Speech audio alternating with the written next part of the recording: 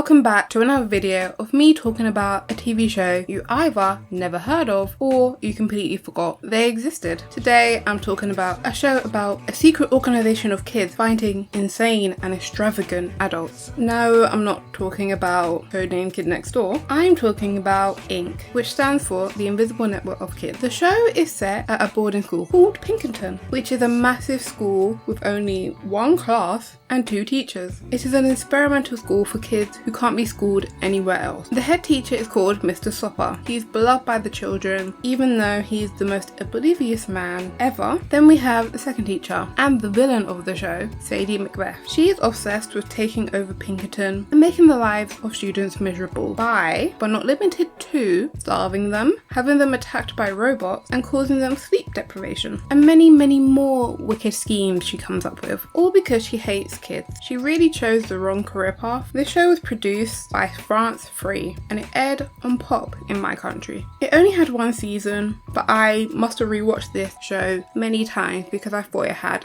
4. It aired from 2009 to 2010. The first episode is called Armed to the Teeth. The purpose of the first episode tends to be to introduce you to all the characters. And in an action and adventure show, you would think they would want you on the hero side. But by the end of this episode, I was hoping for mutually assured destruction of one of the heroes and the villain. The episode starts with the one and only class at Pinkerton getting their math grades back. One of our protagonists, Vin, gets a -12 score. The head teacher calls him into his office and tells him he needs to improve his grade and suggests he asks Kathy, the girl who got the highest grade in the class, to help him. Whilst this is happening, Zero, Trixie and Newton are trying to figure out why the evil teacher Macbeth will let the class go early for recess, when normally she's trying to stop them from having fun. Turns out Macbeth has planted hidden cameras all around the school in an attempt to find out who the invisible network of kids are. Vin comes back and starts to complain about having to be near Kathy because she has braces and he thinks that's ugly. Those railroad tracks she's got in her mouth and all?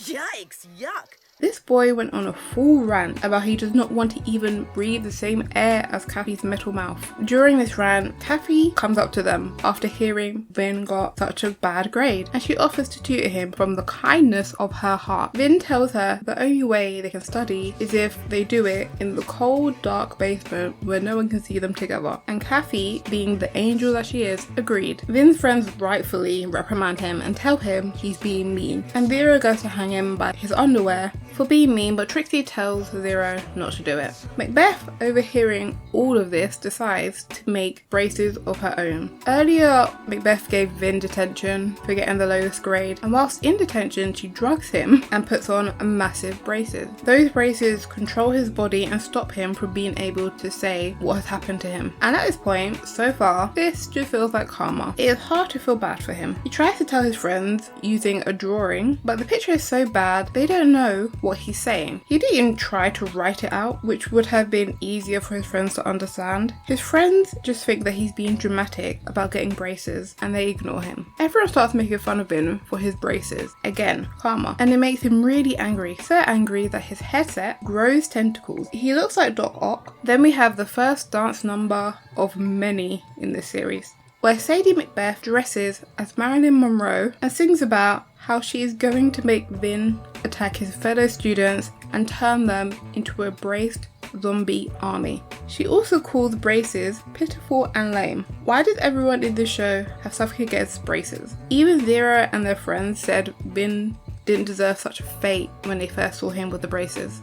You would have thought he had been sentenced to death with how dramatic they were being. After a while, Vin's friends, aka the Invisible Network of Kids, realise how weird it is that Vin, with perfect teeth, got braces, so they go to investigate. Meanwhile, Vin goes to meet Kathy for their study session, and the headgear attacks her. It captures her and turns her into a braces robot too. After investigating, they realise Vin should not have gotten braces. They go looking for him, and they only find a coded message that they decipher. But if you actually decipher it, it's complete gibberish. Also, if Vin could write a coded message, why did he not do that in the first place? The message tells them that there is a door to Miss Macbeth's secret lair in the bathroom. Judging by how big this lair is, Pinkerton must have a very large electricity bill. I doubt she's going green and using solar power. They find Vin and they realise he can gain control of his tentacles if he stops thinking they are ugly. Then Trixie delivers one of the most unmotivating motivational speeches ever, which contained the line, "What is ugly anyway? Wearing braces, having zits, or cauliflower ears? No, what's important inside of you?" That would have made me feel worse. I would have torn school apart if that's what someone said to make me feel better. But it worked on Vin, so yeah, I guess. Vin overcomes his insecurity and takes off the headgear. Were they not attached to his teeth? I'm pretty sure those need to be carefully removed. He just rips it off. Then they all leave. Newton hypnotizes Macbeth and Kathy into thinking this is all a dream. The message of this episode is don't judge others by their appearance, or you might turn into a tentacle monster. They even have a segment at the end of the episode called Science Club, where they teach you about beauty through human history. The whole thing very silly, but the lesson that was taught, just because they have a hideous braces, you might be sweet on the inside. If I was a kid about to get braces, I would be terrified after watching this episode. This was an odd first episode, and they did not really teach you anything about 3/4 of the main protagonist, except Vin. It taught you that he was vain only after being drugged and having robot tentacles implanted on him did he become kind. So to teach you about the other three, I'm going to choose one episode from the 26th episode of the show to teach you about who they are as characters. Each member of Inc. has their own special role. Trixie is the leader of the group and plans out all of their missions. In the episode Mice and Kids, we learn a lot about Trixie. The episode starts with Trixie doing a presentation on freedom. Trixie concludes that there is no such thing as freedom and it is just an illusion. As long as you can control people's fears and desires, you can control them. Macbeth overhears this all and gets to work. Sopper tells Trixie her parents are coming to visit her. This upsets Trixie and she decides she's going to run away and quits Inc., telling them that she leaves the next day. Whilst Vin and Vera are trying to come up with a plan to make Trixie stay, they notice Newton and the other kids are acting weird. Vin decides to make himself bait by slightly torturing Macbeth, see if she has anything to do with it, so they can find out what she did to Newton and the others. Vin then gets kidnapped in the basement. She dresses him as a mouse and chases him with a cat robot. Using fear and rewards, she manages to get everyone in the school, apart from Trixie, to be her mouse. Trixie confronts Macbeth, and Macbeth suggests that they join forces since they are so similar. They both want to control everything and everyone around them. Trixie refuses and tricks Macbeth into using her own machine against herself. Trixie figures out how to undo Macbeth's machine's effects and cures everyone, which also erases their memories. Convenient.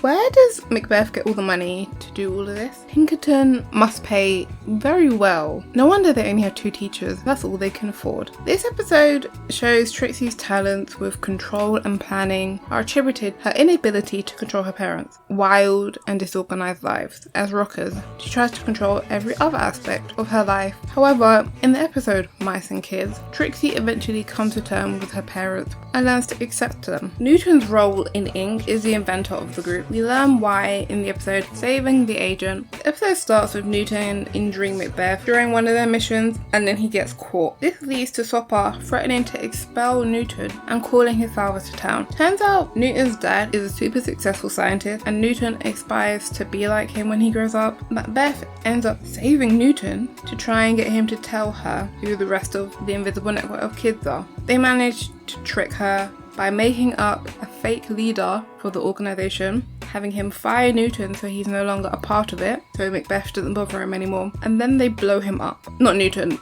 the boss. The episode shows where Newton got his inventing genes from, and in the episode The New Student, you learn that Newton's father always ignores him due to his inventions, suggesting Newton does all of this to feel closer to his dad. Vera is a muscle of Inc. At first it is just assumed because she's one of the biggest in the school. Only Bert matches her in height, but she's stronger than him, so of course she's a muscle of Inc. But we learn why in the episode The Outcast, that there is more to Zero than meets the eye. The episode starts with Zero on a mission and she notices Bert and his friends bullying Daryl, so she steps in and saves him. Daryl, being the snitch that he is, tells Macbeth and Macbeth reports to Sopper, who gives her a final warning saying Pinkerton is a non-violent school. Macbeth, who had previously been watching a nature documentary, decides to kidnap and brainwash Bert and his friends into attacking Daryl like wild lions every time they hear drums in a ploy to get Zero to be violent and get her expelled. During class the next day, Macbeth makes them all wear headphones. Yet again, what is the salary of the teachers here? My teachers struggled to get new books, let alone 30 themed animal headphones. In the headphones, Macbeth plays the drums that cause Bert and his friends to attack Daryl. Zero saves him, resulting in her getting in trouble again. Sopper is very disappointed, but decides to give Zero one last chance. This annoys Macbeth. The other members of Inc. tell her to stop protecting Daryl because she's going to get expelled, but she says as members of Inc. it's their job to protect all the students, and she goes and sits with Daryl. Macbeth then gets them all to play football dressed as tigers and zebras, causing Bert and co to attack Daryl yet again, this time in front of Sopper. Just as Zero is about to get expelled, Daryl puts on his big boy pants and tells Sopper Zero was defending him. This somehow leads to them having a student court to decide Zero's fate. This doesn't seem particularly professional, but oh well. This is an experimental school. The other member of Inc. figure out what Macbeth is doing, and they also see her give herself a wedgie to frame Zero. The next day, things aren't looking good for Zero. After being accused of wedging the teacher, Trixie comes as her lawyer, and Macbeth then sings a song about sending Zero into the woods and letting her die, then descend to hell. While singing this thought-provoking musical number, Inc. gets a hold of her drums and sends the Lion Boys after Macbeth. This leads to Macbeth confessing she wedgied herself to get Zero expelled. I'm so lonely. Oh, and Zero doesn't like me. All I want to do is help her and all the other kids.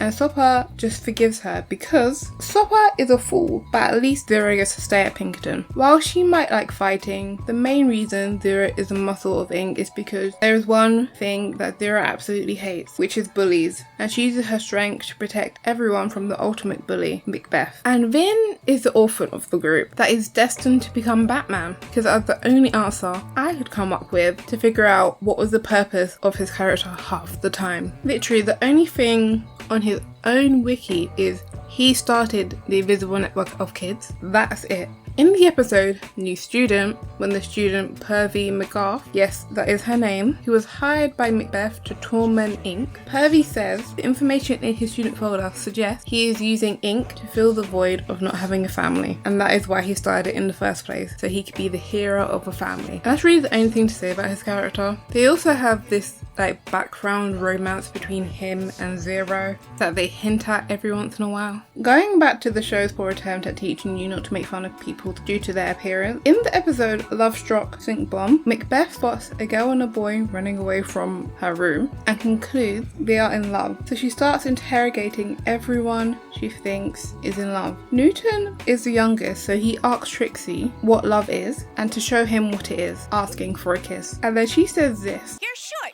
Your face is covered with pimples, and you have a stupid laugh. So please, go find yourself a new little piggy and forget about me. And they say the worst someone can say is no. This was a sharp contrast to when she was telling Vin not to be mean to people for how they look. This show seems to have a lot to work with, so why has it been forgotten? I honestly don't know. I found the show really enjoyable. Macbeth's creativity mixed with her stupidity was fun to watch. They definitely could have given more depth to the main four. They very much stay in their cliches, Trixie being bossy, Zero being violent, Newton being smart, and Vin being vain. I spoke about how they showed they could be more than those cliches, but as soon as those episodes finished, their personal progress that they made in this episode was seemingly erased. The show does become quite repetitive after a while. I think maybe if the show had more villains, it could be more interesting. One of the best episodes is The New Student, because someone else other than Macbeth is torturing them. The show is so repetitive that in season 1, within 26 episodes, they used the plot Macbeth pretending there's a mass outbreak of illness and using that to hypnotize everyone. They've done that twice.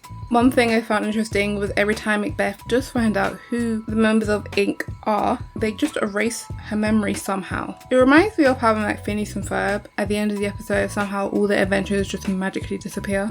You always expect it to be coming, so you're just kind of waiting for it to happen and seeing how the dominoes fall into a line. The reason this show never took off might just be it was too similar to other shows that were more popular at the time, such as Codename Kid Next Door and Totally Spies. There's only so many spy shows about kids beating up criminally insane and overdressed adults that most people can take. I would also like to mention Chopper should have been fired too. It is obvious it's Macbeth who is the evil one, but he is negligent. I know sometimes he gets his memory erased, so he can't be expected to remember all the evil things that Macbeth done. But outside of the memory erasure that is done, Macbeth is always talking about extreme punishments, and Chopper just laughs it off or ignores it. In the episode Santa Claus, a man robs the entirety of Pinkerton, and they eventually catch this man after he terrorizes, shortly kidnaps Vin, and the second the man starts crying, Chopper goes, well, bygones be bygones, and Chopper immediately forgives him.